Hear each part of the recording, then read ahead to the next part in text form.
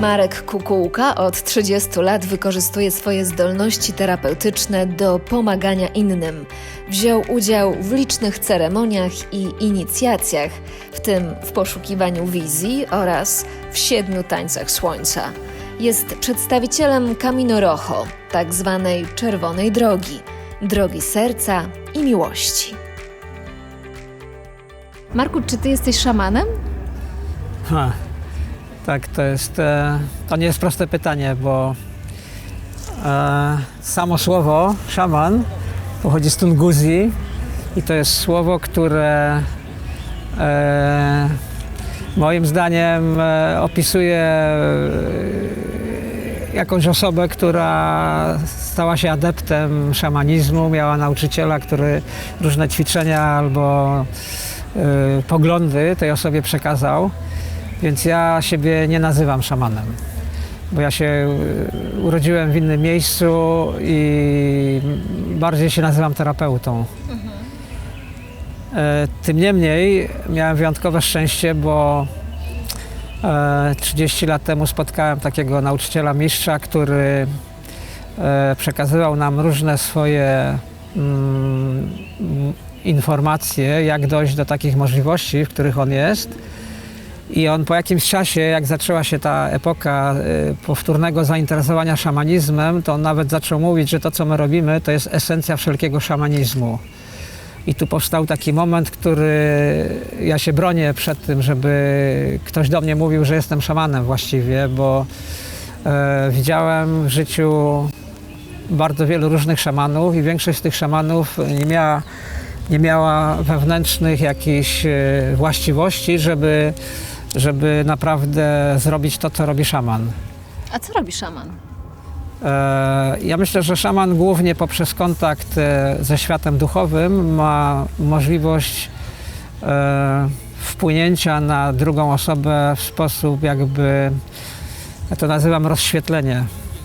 Jego nieinwazyjna obecność powoduje, jeżeli on jest autentyczny i zrealizowany, to jego nieinwazyjna obecność i wyłącznie tylko obecność powoduje, że osoba, która przychodzi do niego po pomoc, ulega rozjaśnieniu. I to rozjaśnienie to jest najbardziej uczciwa forma pomocy komuś, bo to rozjaśnienie nie zawiera żadnego elementu myślowego takiego szamana czy terapeuty i ona daje szansę tej osobie, żeby na wskutek zwiększonej ilości wibracji czy tego światła, żeby tam proces zachodził zgodnie z jej własnymi jakościami i wtedy ta osoba, ona dochodzi do momentu takiego jakby szczęścia, spełnienia i ona wie, że to się jej stało poprzez to, że ona po prostu jest.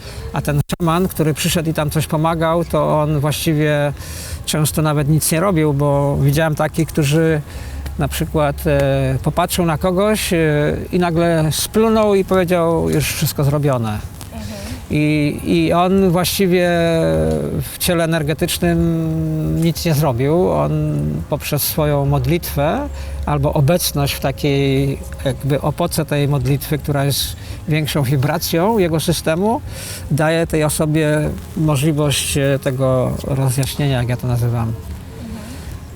To jest trudne trochę tak o tym mówić, bo większość ludzi od szeregu lat, jak powstała jakby moda na ten szamanizm, to większości ludziom się wydaje, że to trzeba by jakoś etnograficznie albo jakoś podejść do tego tradycyjnie, albo jakieś elementy się nauczyć, które tam się robi, ale to ja jestem w tej szczęśliwej sytuacji, że jak byłem dzieckiem, to niektórzy mówili, że jestem szamanem, ale ja potem się szybko nauczyłem, że to nie jest jakoś dobrze, żeby takie słowo używać, bo to słowo samo w sobie niesie coś, co jest nieznane, magiczne i często również ciemne, więc ja siebie nazywam terapeutą.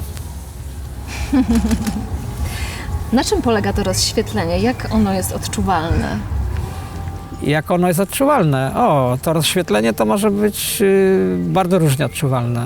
Niektórym osobom natychmiast przychodzi ból w kontakcie ze mną na przykład, jak przyjdą na terapię albo przyjdą do kręgu ceremonialnego, a inne osoby mogą się na przykład zorientować, że już nie mają pytań a może miały 1000 pytań przed spotkaniem. I to światło po prostu daje większą wibrację i zmienia się jakby centralizacja tego całego jestestwa naszego, jak ja to nazywam. Dopóki człowiek jest w głowie, to jest na poziomie ciała fizycznego i wtedy może czuje ból i różne rzeczy się dzieją. A jak dostaje trochę więcej światła, to ma większą wibrację i automatycznie jakby wychodzi z tego ciała bolesnego, staje się jakby bardziej sobą, tym swoją duszą. Skąd czerpiesz swoje doświadczenie? Na pewno z podróży. Ja myślę, że no tak, podróże kształcą, ale kiedyś jeździłem na plażę albo pływałem jachtami i oglądałem delfiny albo wieloryby i może się nauczyłem coś o mowie wielorybów i delfinów, ale jak zacząłem jeździć do dżungli, jak byłem kiedyś w Afryce i obserwowałem, jak na plaży przyjmował taki lokalny szaman ludzi i on ich trzymał długo na słońcu, potem kazał wejść do wody, szukał muszelkę i robił im nacięcia na twarzy. I to obserwowałem przez 3 miesiące, to się działo prawie codziennie, on tam przyjeżdżał. I starałem się jakoś zrozumieć albo wyczuć, co on robi. I później jak zacząłem sam się zajmować terapiami, to zrozumiałem, że mnie to bardzo interesuje, co robię i chciałbym wejść w najgłębsze możliwe warstwy tego, co robię. Więc zacząłem jeździć w takie miejsca, gdzie są inni podobni. I byłem u różnych takich bardzo znanych osób.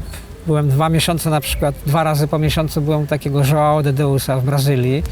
Wizytał takiego medium, on twierdzi, że on nie jest terapeutą, on jest medium, który ma możliwość wchłaniania różnych bytów, które się w jego obecności objawiają i pomagają innym ludziom. To są bardzo ciekawe doświadczenia, które myślę, że one nawet w ciele fizycznym coś zmieniają takiej osobie, która jest tym zainteresowana i się pojawia w takiej przestrzeni. Ma po prostu z tym kontakt.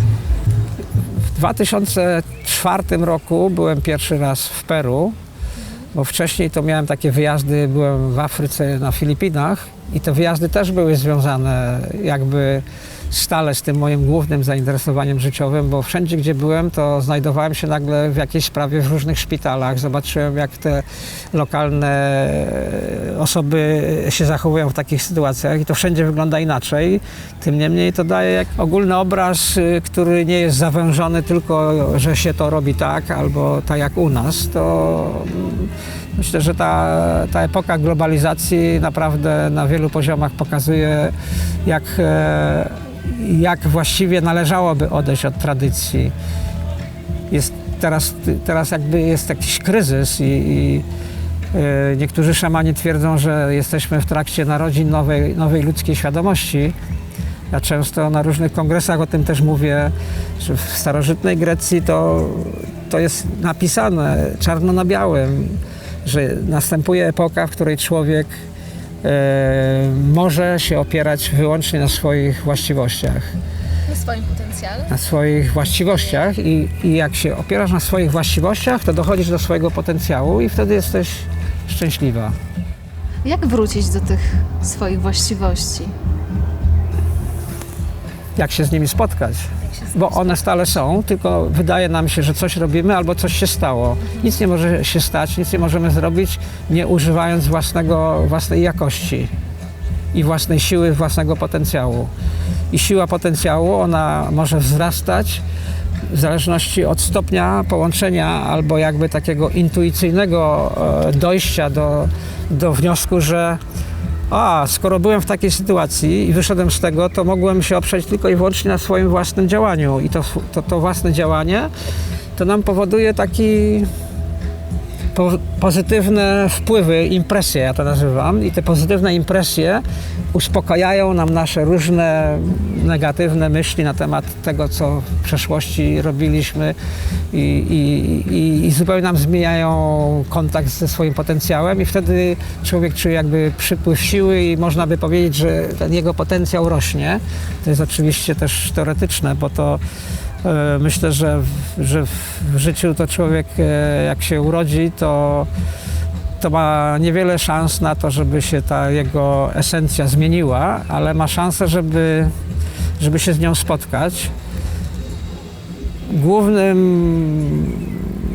Głównym czynnikiem, który nie daje nam takiej szansy, jest to, że te jakości to nie są opisywalne w słowach, czyli one nie znajdują się w gestii naszej głowy i mózgu i umysłu. One się znajdują w tym, co się nazywa duszą, albo wielkim misterium, albo obojętnie jak, poza głową. Czy jest szansa, żebyśmy codziennie coś praktykowali, co nas będzie zbliżać do tego momentu?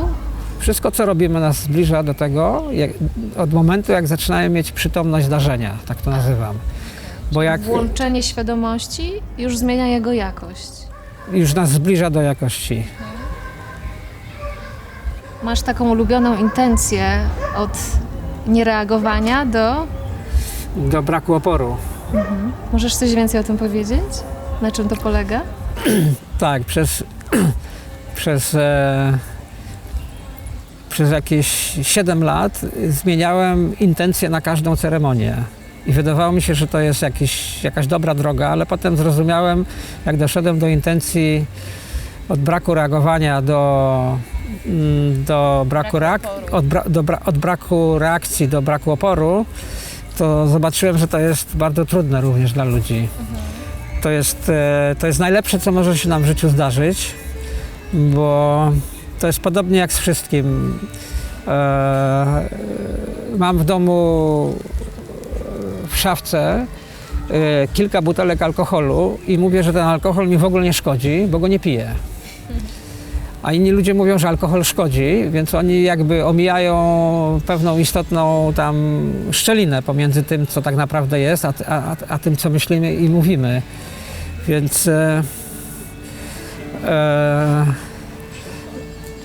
w każdym działaniu możemy użyć tylko własnego zasobu i to jest jakby absolutnie trywialne, ale tego bardzo trudno jest dojść, bo większość ludzi się koncentruje na tym, co należy, albo jak należy, albo czy to jest zgodne z czymś, czy niezgodne z czymś, a właściwie to jakby człowiek się opierał na swoich emocjach i od momentu, jak wie, jak te emocje funkcjonują, to jakby się opierał tylko na swoich emocjach, to właściwie nawet nie potrzebuje żadnych doświadczeń, bo wtedy już jest dokładnie tym, kim tylko on jest i wtedy tylko ta jego jakość się zbliża do tego potencjału i wtedy się pojawia szczęście. Czy emocje nie są złe? Tak wiele się tutaj mówi o tym, żeby z tych wyciszać się, wychodzić poza emocje, w jakiś sposób je transformować, spotykać się z nimi, nie unikać ich, natomiast coś z nimi robić, szczególnie z tymi negatywnymi. No ale wiesz, jest dużo języków na tej planecie i w większości tych języków większość ludzi ma stały ten sam problem, że oni nie rozumieją tego, co mówią tak naprawdę i to samo jest z tymi emocjami. W terapii czasu na przykład się twierdzi, że wszystkie zapisy naszej pamięci z naszych wszystkich poprzednich działań się odbywają na poziomie emocji. I do emocji się przykleja wyjaśnienie tej sytuacji, w której ta emocja powstała. Ludzie spędzają 95% czasu dziennego na wyjaśnianie tych wyjaśnień i mają szaloną trudność, żeby zamiast obserwować te wyjaśnienia, żeby zaobserwować całą emocję, bo nie wiedzą, jak to funkcjonuje. W Szwajcarii, gdzie 12 lat temu udowodnili po wieloletnich badaniach, że są 4 główne emocje, to jest smutek, strach i agresja, gniew i przeciwwagą do tego jest cały magnetyzm i atrakcja, prawo atrakcji naszego życia, tam jest ta stan bycia, który nazywamy miłością, co jako substytuty to może być Bóg, Allah, natura Buddy i to wszystko, gdzie nie ma pamięci, nie ma żadnego wyjaśnienia, to jak się w każdym języku do ludzi mówi, że twoją podstawową emocją, w której żyjesz cały dzień, jest smutek, to wszyscy się od razu krzywią, dziwią i nie wiedzą, o co chodzi. W każdym języku. No ale to jest, nie ma żadnej innej nazwy na te emocje i to zostało, że tak powiem, zaszeregowane w ten sposób przez całą gamę naukowców. I ja mam to już we krwi, bo ja latami się tym zajmuję i dla mnie to jest oczywiste, że ten stan smutku to jest najlepszy moment w naszym życiu, bo stan smutku to jest jakby to wszystko w jedności.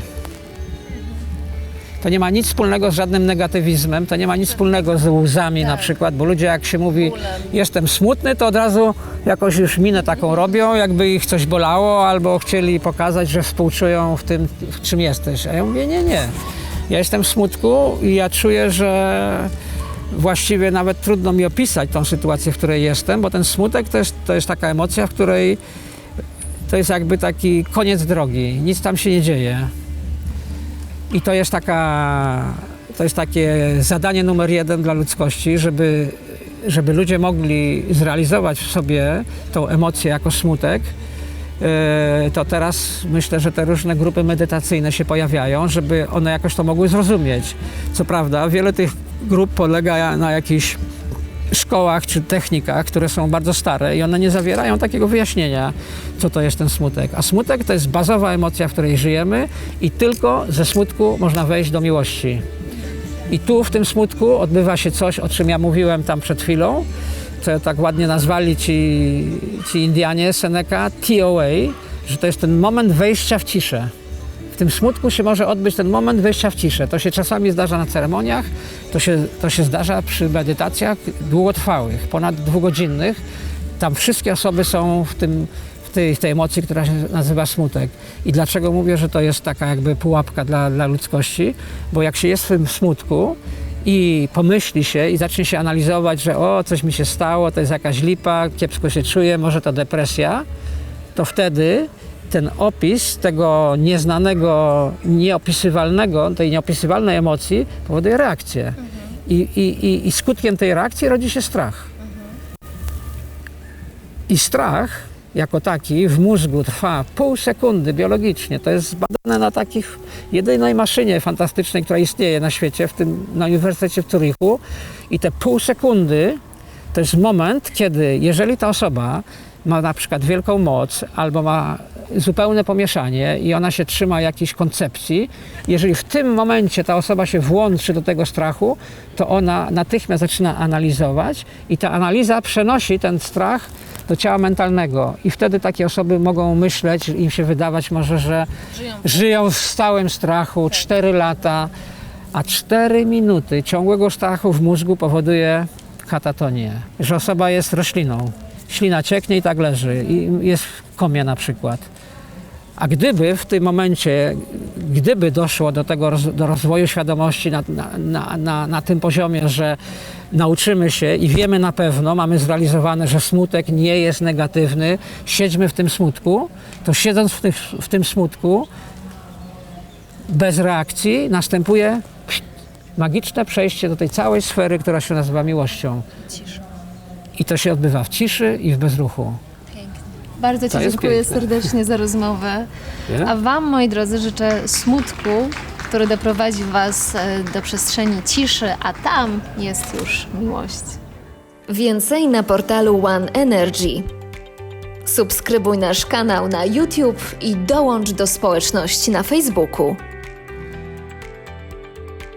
Za pomoc w realizacji dziękujemy organizatorom festiwalu Wibracje. Sponsorem odcinka jest catering wegański Jestem.